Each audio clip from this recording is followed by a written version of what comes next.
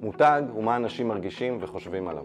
המסע ליצירת זהות מותגית מבודלת עובר דרך גיבוש אסטרטגיה ויצירת סיפור ייחודי, ותרגומו לשפה עיצובית ותקשורתית.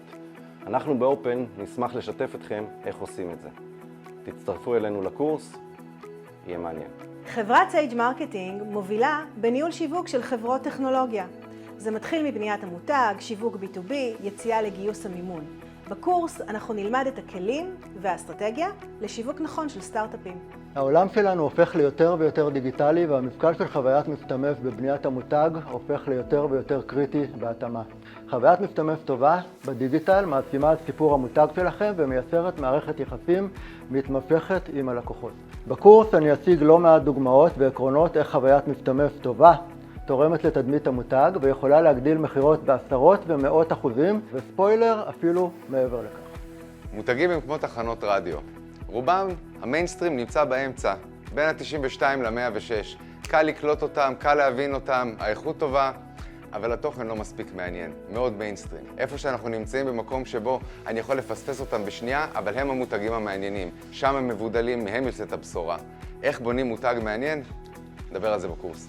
בעולם הדיגיטלי, לצרכנים שלנו אין זמן עלינו. הם מוצפים במסרים, תשומת הלב שלהם מוסחת, והקשב שלהם נמשך פחות מ9 שניות. רק מותגים שיודעים לפגוש את קהלי המטרה שלהם בזמן הנכון, ולספר להם סיפור חזק ורלוונטי לחיים שלהם, זוכים בתשומת הלב הנחשפת. לכן, מיתוג זה לא תהליך חד פעמי, אלא מסע מתמשך ושיטתי בדיגיטל ומחוצה לו, שקורה בכל אינטראקציה של סיפור המותג עם קהל המטרה. בקורס נדבר על זה. אני רוצה לקחת אתכם במסגרת השיעור שלי, מסע אל העתיד.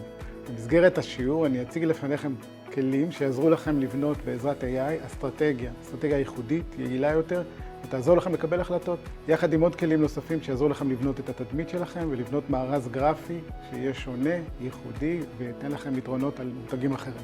באי-קומרס, מותג הוא לא רק שם, הוא הבטחה ללקוח. מחקר ולימוד רציף של הלקוחות ושל המתחרים בקטגוריה יעזרו לכם לממש את ההבטחה הזו. את זה אנחנו עושים באמצעות פאנל צרכנים טכנולוגי שמעביר לנו 24/7 את כלל הרכישות שלו באונליין.